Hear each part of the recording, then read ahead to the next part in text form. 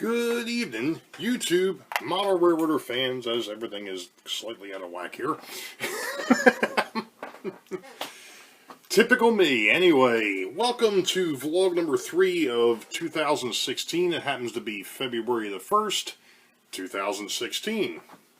Not a whole lot happening on the bench here.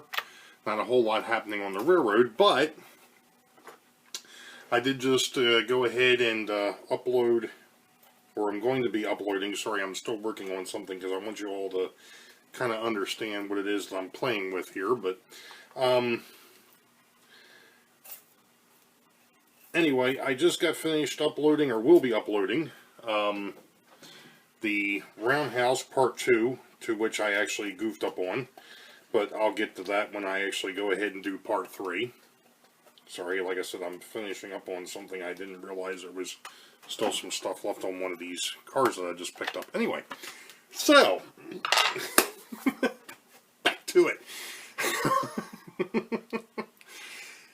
Anywho, February 1st, 2016, Boeville, Newtown. Really, as far as the layout itself goes, no real updates. I've been shooting around in my head and actually looking over an old book that was published by Comback way back when, called the 101 Track Plans.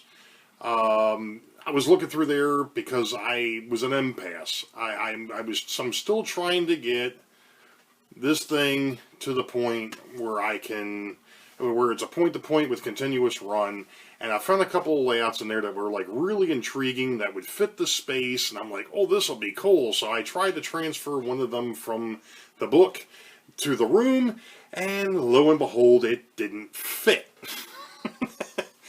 Because of the fact that with that way that layout was set up, it was set up for I think it was set up for like a 14-foot by 20-foot room, which is what I figure I've got. The problem is that the 20-foot part came too far to where I'm sitting here, which would have blocked the furnace. That's not going to work. That's not a good idea. That's not going to work. So to speak, back to the drawing board. But I was looking at them, trying to come up with something that I could take and modify and work on my own. I really haven't come up with anything. Like I said, I was up to, I think, track plan 16 or 17. I had an idea. It looked pretty good on paper, but the more I went back and looked at them, like, you're following the edge of the plywood again. So, you know, I have to find something that I can incorporate what I want, which, like I said, is the point-to-point, plus a visible yard, plus be able to do continuous run. And for the life of me, for whatever reason, I've hit a creative block and I just can't seem to get past it. So I'm still working at it. I was even thinking about doing multiple folded dog bones, thinking, hey, that might be a way to go. 24-inch radius just doesn't seem to want to fit. Now, see, that's the problem too. With the computer program I've got, I can only do 24, 36. I can't do 22-inch radius. I can only do 24, and of course everybody knows I'm running 22. So, yeah, okay, 2 inches doesn't sound like a whole lot, but when you're talking about making that loop, 44 inches versus 48 inches, yeah, you get where I'm going. So, at any rate, I'm still playing around, messing with that. I'll come up with something eventually that satisfies what I want to be able to do. I'm actually getting to the point, there was actually one layout that they had in there. It was designed for a museum. It was designed for continuous run. Looks like it could be converted to a 3-track main real easily. The problem is it's a 15-foot by 16-foot layout. So, you know, I would have to sit there and manipulate and move it and slide it and to get what I want, plus be able to put the visible yard out there again. So here again, something I need to go back and play with and look at, and I don't know. I'll come up with something eventually. I guess to a point I'm biting off more than I can chew for the space that I've got. But you know, like I said, my biggest thing is I'm trying to get I think I'm trying to get too much in a too small space. Maybe I am. Maybe I'm asking too much. a switching layout with continuous run and point to point. Maybe it's too much to ask. Maybe I'm just not looking at it right. I have no idea. The folded dog bone, though, it was a neat idea because that's what I used on that N-gauge layout that I had. One of these days I'm going to go ahead and pull that thing back out and set it up. Not completely set it up because I think all the tracks are off of it, but be able to play with it a little bit and show you all what I had there. And, you know, it was a neat idea. It basically gave you an offstage. And what it did is the fact that a train that went into the mountain came out of the mountain in the opposite direction. That's really what I need. To be honest, that's all I need, is something to change the direction without a reversing loop. So, like I said, I'll play around with that some more. Maybe we'll have something when we get to vlog number 4. If not, so be it. Anyway, what I was playing around with, I think I mentioned it on vlog 2. I picked up a couple of cars from the swap meet on Facebook, and one of the cars was what I was really after, and that would be this dude, this deep. Of course, I just coupled the things. Now they don't want to uncouple. This one here, which is the Deep Rock tank car, 3-dome, and then of course the New Haven car, box car, and then a Boston to Maine with no doors.